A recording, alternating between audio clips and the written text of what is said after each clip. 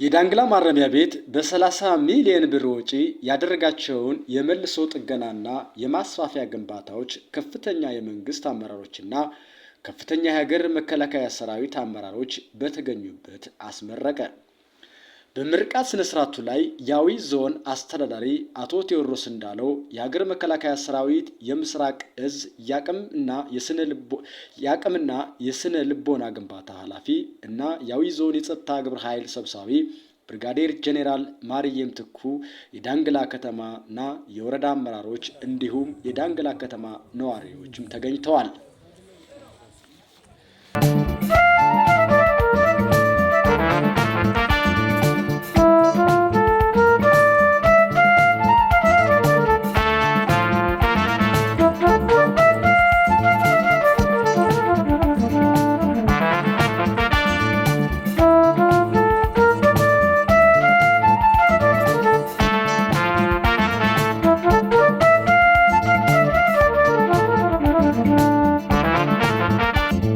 በምርቃት ስነ ስርዓቱ የእንኳን ደህና መጣችሁ ንግግር ያደረጉት የዳንግላ ወረዳ ምክትል አስተዳዳሪና የንግድና ገበያ ልማት ጽሕፈት ቤት ኃላፊ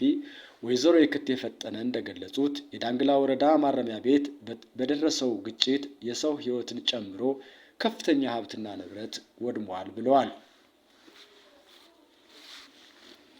ማረሚያ ቤቱ ከመፍረስ አደጋ የታደጉ መስዋዕትነትን የከፈሉ አመራሮችና የጸጥታ አካላት ዘላለም ሲዘከሩ ይኖራሉ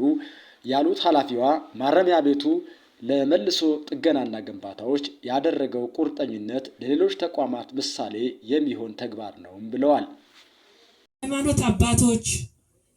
የዳንግላና አካባቢው የነዋሪ የህብረተሰብ ክፍሎች ከምንም በላይ ደግሞ እዚህ ተቋም ላይ እዚህ ደረጃ እንዲደርስ እኛ ገብተን ለማየት አይደለም ይህ ተቋም ፈርሷል፣ እዚህ በኋላ መንግስት የሚባል በስነ ምግባር ሊያንጽ የሚችልበት ተቋም የለም፣ አብቅቶለታል የተባለው ተቋም እንዲህ ትልቅ ዩኒቨርሲቲ ሊመስል በሚችል ደረጃ በየእርከናችሁ ለዛሬዋ ቀን እንወቅበት። ማረሚያ ቤቱን ሪፖርት ያቀረቡት የአዊ ብሔረሰብ አስተዳደር የማረሚያ ቤቶች መምሪያ ኃላፊ ረዳት ኮሚሽነር ሹመት ሞላ በ2015 ዓ.ም በተከሰተው ግጭት የሰው ሕይወት ቅጥፈትን ጨምሮ የቢሮ ቁሳቁስ ውድመት፣ የታራሚዎች መኝታና አልጋ፣ የማረሚያ ቤቱ ማሽን፣ የቢሮ ህንፃ፣ የመሰረተ ልማቶችና የቤት እንስሳትን ጨምሮ በርካታ ውድመትና ስርቆት ተፈጽሟል ነው ያሉት። ውድመት ከ31 ሚሊዮን ብር በላይ የማረሚያ ቤቱ ሀብትና ንብረት የወደመ ሲሆን ከ400 በላይ እጅግ በከፍተኛ ሁኔታ ወንጀል የሚፈለጉ ግለሰቦች ከእስር ቤቱ ያመለጡ መሆኑን አስረድተዋል። ረዳት ኮሚሽነሩ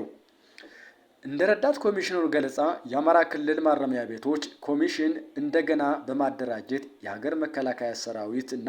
መላ የጸጥታ መዋቅር ባደረገው ቅንጅት የተዘረፉ ሀብትና ንብረቶች ከማስመለስ በተጨማሪ ከ6000 በላይ የህግ ታራሚዎችን ማረምና ማነጽ መቻሉንም ገልጸዋል።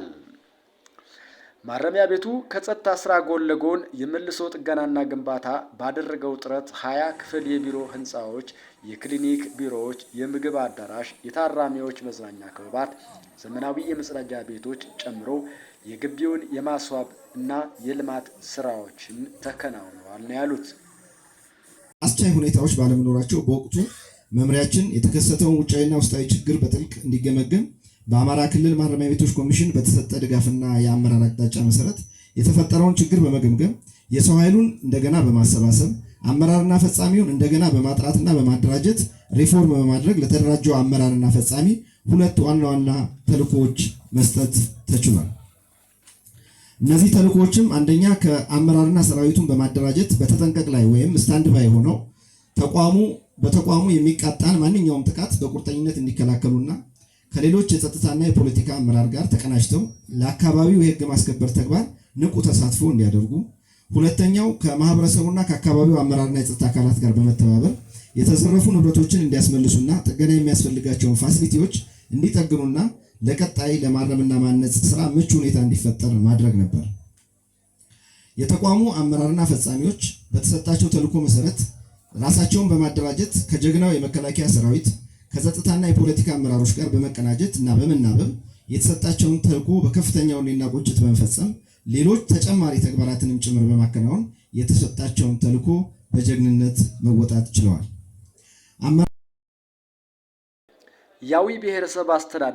አስተዳዳሪ አቶ ቴዎድሮስ እንዳለው በበኩላቸው የዳንግላ ማረሚያ ቤት በግጭቱ ሳቢያ የወደመውን ሀብትና ንብረት መልሶ ግንባታና ጥገና በማድረግ ከነበረው በተሻለ መልኩ ውብና ማራኪ ገጽታ ተላብሶ በመገንባት የሌሎች ተቋማት ሁሉ ምሳሌ ነው ያሉት።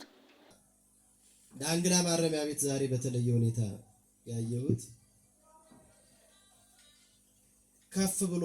የተመረቀው ግንባታው አይደለም፣ የአመለካከት ከፍታው ነው። ሰው በአመለካከት ከፍ ሲል የእችላለሁ አመለካከትን መያዝ ሲችል ያለ ድጋፍ የፈረሰን ተቋም በእንደዚህ አይነት መልኩ ከነበረው በላይ አንጾ አድሶ አዲስ ግንባታ አድርጎ በአዲስ መንፈስ ማስመረቅ ይችላል። እንደ ሻማ ቀልጠው ማህበረሰቡን የሰላም ተጠቃሚ ያደረጉ የጸጥታ አባላት እና ውድ ህይወታቸውን የገበሩ የወረዳ አመራሮች ያመሰገኑት አቶ ቴዎድሮስ ማረሚያ ቤቱ ከጠባቂነት ወጥቶ በራሱ የውስጥ አቅም በመጠቀም ያደረገው የጥገናና የመልሶ ግንባታ ለሌሎች ተቋማት አርአያ የሚሆን ተግባር ነው ሲሉ አድሰዋል። መጨረሻም ማረሚያ ቤቱ ጥገናና መልሶ ግንባታ ከፍተኛ አስተዋጽኦ ላበረከቱ ተቋማት